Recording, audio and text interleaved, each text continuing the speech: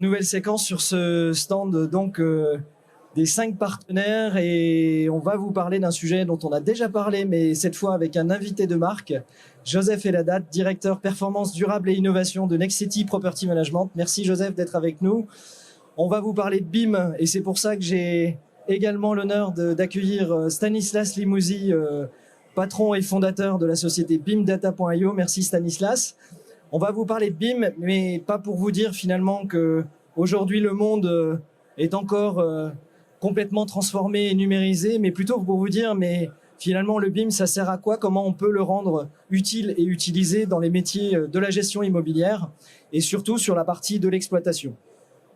Donc pour introduire ce propos, j'ai souhaité vous parler tout d'abord de la réalité du BIM, en tout cas de notre vision en tant que intent et donc en tant que plateforme. Effectivement, le BIM aujourd'hui a fait beaucoup parler de lui, aussi bien sur la construction, l'exploitation et maintenant même sur la déconstruction. On voit qu'il y a énormément d'actifs développés aujourd'hui au travers de ce qu'on appellera la modélisation avec des systèmes de plans, des systèmes de modélisation 3D des bâtiments. Et finalement, on a parlé aussi beaucoup de collaboratifs, puisque au centre finalement de cette logique du BIM, on va parler de collaboration de différents acteurs, que ce soit autour du process de construction, mais aussi finalement de la partie de process d'exploitation. Et donc, la question qu'on peut résolument se parler aujourd'hui, c'est y a-t-il une réalité opérationnelle au niveau du cycle de vie du bâtiment, puisqu'on voit bien que les sujets ont été vus de manière très cloisonnée aujourd'hui, avec un BIM qui s'est intéressé d'abord à optimiser le process de construction, à faire collaborer artisans et grandes entreprises autour d'une capacité à fluidifier ce process. Progressivement, ces actifs, on s'est dit, on peut les valoriser dans une phase plutôt d'exploitation et donc se dire en quoi le BIM peut accompagner une performance dans l'exploitation et une meilleure qualité d'usage des actifs immobiliers. Et j'aime reprendre en fait le terme aujourd'hui porté par un partenaire qui m'accompagne depuis pas mal d'années, qui lui a travaillé à créer les premières solutions BIM dans les années 80, il s'appelle Dominique Gâteau, et il dit une chose qui me semble assez vraie, c'est que dans le BIM, on a beaucoup parlé de modélisation, mais on oublie que BIM, c'est aussi le I de Information, et plus que le M de Modeling, il faut compléter aujourd'hui ces deux dimensions pour démocratiser l'utilisation du BIM. Et donc partir de scénarios très simples, en se disant que c'est l'usage et les bénéfices de cette démarche qui vont faire l'adoption de cette démarche de BIM GEM.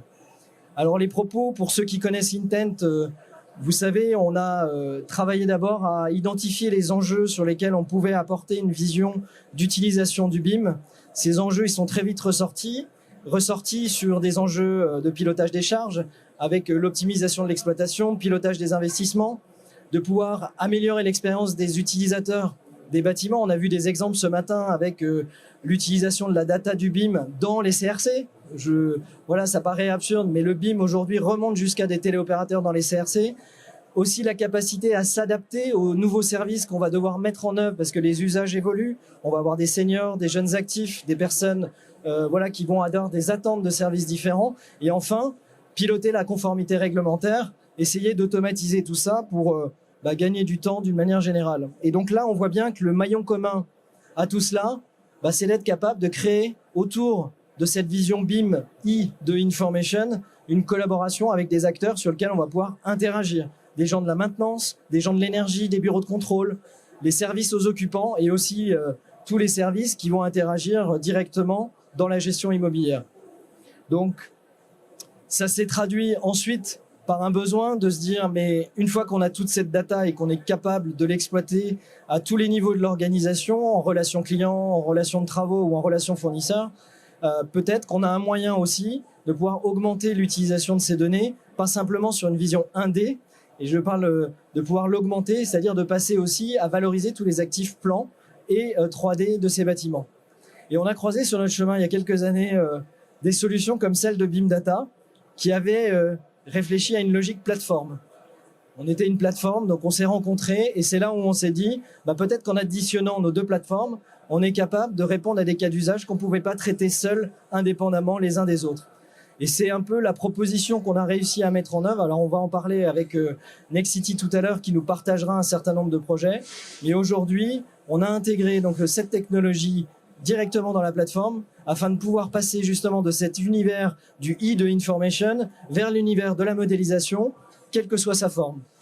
Et voilà, on pense que c'est un atout parce qu'aujourd'hui, on parle bien sûr de BIM, mais demain, on parlera de SIM. Et on verra que sur les territoires, ça pourra nous emmener encore sur d'autres enjeux de pilotage des infrastructures pour le compte de collectivités.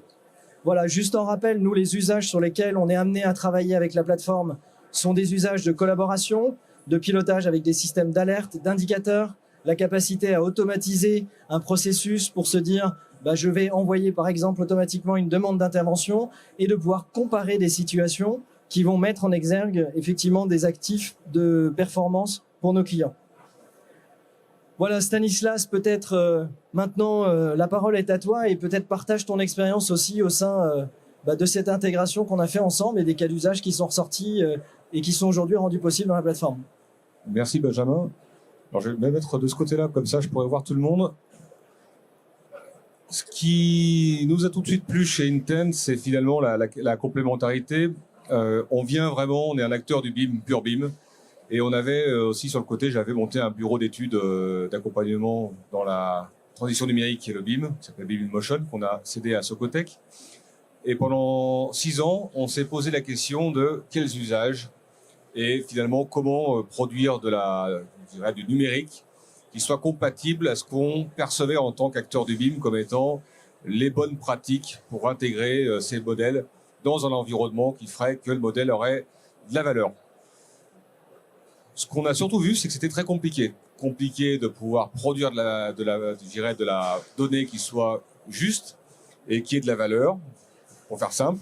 Et ensuite, même ces données produites, très compliqué à pouvoir interopérer avec des outils existants.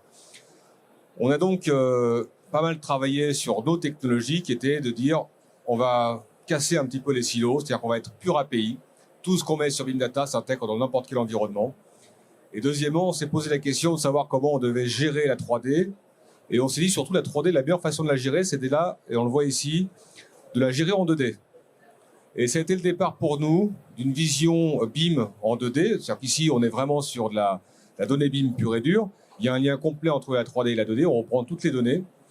Et là-dessus, on a déjà vu que nos clients avaient une capacité à pouvoir gérer un modèle BIM de façon beaucoup plus simple.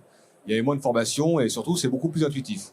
On a poussé un peu plus loin en disant, mais finalement, qu'est-ce que nos clients ont comme données qu'on peut valoriser? Et dans les données qu'on peut valoriser, il y a tout ce qui est plan 2D, qu'on soit en PDF, en DWG, en DXF, et bien sûr toutes les données qu'ils ont sur leur serveur, c'est-à-dire les données du DOE, pour faire simple, quand on est côté exploitation maintenance. Et donc on a commencé à faire converger ces données vers la maquette BIM, ou tout simplement un plan 2D. Tout ça, ça a permis déjà de bien structurer la partie BIM, et la partie BIM 2D et 3D. Et il manquait une chose qui était fondamentale, c'était la partie usage. Et en soi, une plateforme BIM, ça n'a pas d'usage métier. C'est pratique pour pouvoir valider la qualité des données d'un modèle proposé, aider à mieux construire, mais ça n'a absolument aucun usage en exploitation maintenance. Et c'est donc là qu'on a, en travaillant avec Intent, pu interfacer les maquettes BIM et les plans 2D avec des usages métiers, c'est-à-dire des usages qui tournent autour des contrats, des remontées d'alerte, etc. Donc finalement, la rencontre de nos deux sociétés, c'est beaucoup de recherche côté technique, 2D, 3D, avec des acteurs de l'usage finalement, en exploitation maintenance. Tout à fait, merci. Et effectivement, le défi de racoler à passage de la 1D à la 2D, c'est un défi qui est en train de se généraliser. Juste pour vous citer une belle référence qui est en train de se mettre en œuvre. Donc là, vous avez l'exemple de la Poste Immobilière. La Poste Immobilière donc, est un client qui nous a rejoint il y a maintenant 2-3 mois avec un déploiement qui va se faire à l'échelle de 10 000 bâtiments. Et puis, comme vous pouvez le voir, finalement, au milieu d'un univers de data que l'on va augmenter aussi dans certains cas par la maquette ou par les plans, vous avez tout un écosystème d'acteurs qui va être à raccorder sur la plateforme pour pouvoir apporter de l'efficacité dans l'ensemble des dimensions du patrimoine.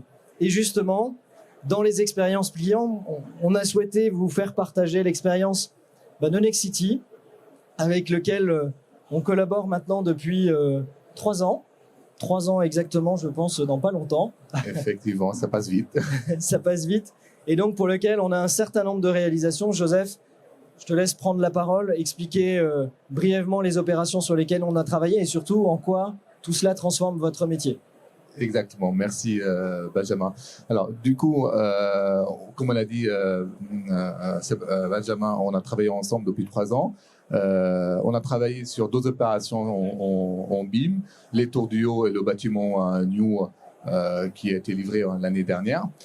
Qu'est-ce qu'on a fait en fait pour travailler sur ce sujet-là? La première chose, on a souhaité travailler par des cas d'usage. C'est-à-dire, on avait dit que le BIM et le BIM pour l'information management qui nécessite de la collecte de données et la structuration. La première chose, c'est d'identifier des cas d'usage qui sont utiles pour les opérationnels sur le terrain, qui sont utiles pour les locataires et les propriétaires. Du coup, ce qu'on avait fait, on a fait des ateliers, on a collecté les cas d'usage qui sont nécessaires pour ces différents métiers, pour ces différents écosystèmes d'un bâtiment tertiaire. Et on a travaillé cas d'usage par cas d'usage. Je donne un exemple d'un cas d'usage, par exemple, le suivi des conforts et le suivi de la performance énergétique. On avait dit, pour ces cas d'usage-là, qu'est-ce que le mainteneur il a besoin et qu'est-ce que l'occupant il a besoin et où on va collecter cette donnée-là et comment on va restituer cette donnée-là. Est-ce que ça sera sur la maquette? Est-ce que ce sera sur la plateforme? Et on avait identifié, on avait questionné les personnes concernées et on avait fait le choix, par exemple, de déployer sur la plateforme Intent et déployer les alertes sur la maquette. Et de cette façon-là, les gens ils vont suivre leur consommation, suivre leur confort, pouvoir comparer les consommations des étages. Et du coup, pour pouvoir faire cette comparaison, on a besoin de connecter la GTB du bâtiment à la plateforme pour collecter les informations, structurer et les afficher, les restituer sous format d'indicateurs et de KPI. Alors, oui, bien sûr, vas-y. Vous voulez dire quelque chose sur? Non. Voilà, donc c'était tout à fait le rappel des objectifs. Juste, le bâtiment qu'on voyait là, le bâtiment New, je crois que c'est votre c'est notre siège, c'est ça. C'est le siège social de 3 filiales de Nexity. Et donc, ça fonctionne en tant qu'utilisateur aujourd'hui.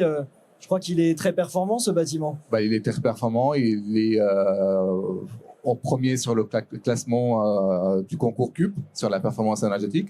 Et c'est un bâtiment en fait où il y a une garantie de charge d'exploitation sur ce site-là, et on le suit avec notre mainteneur cette garantie de charge.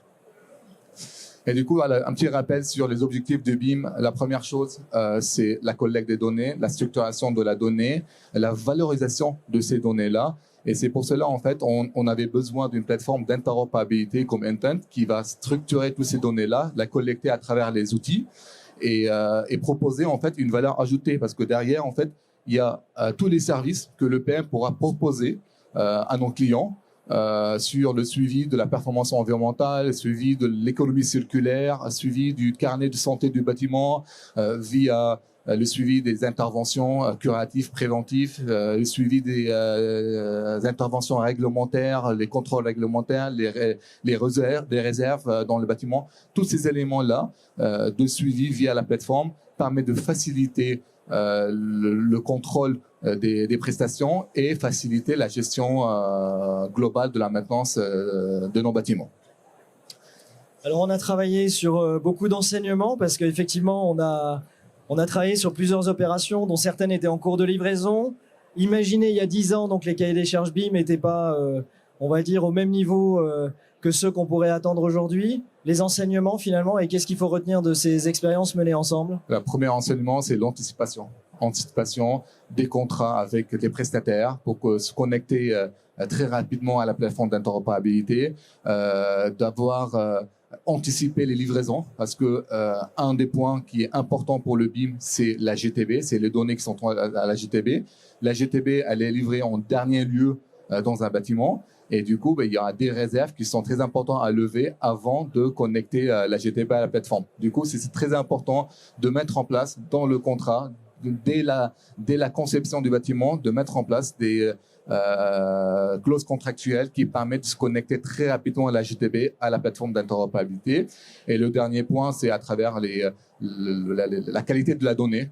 Il faut qu'on s'assure avec nos prestataires que la qualité de la donnée c'est remontée les données remontées sur la plateforme sont de qualité et nous permettent de suivre nos indicateurs de suivi de la performance énergétique et environnementale.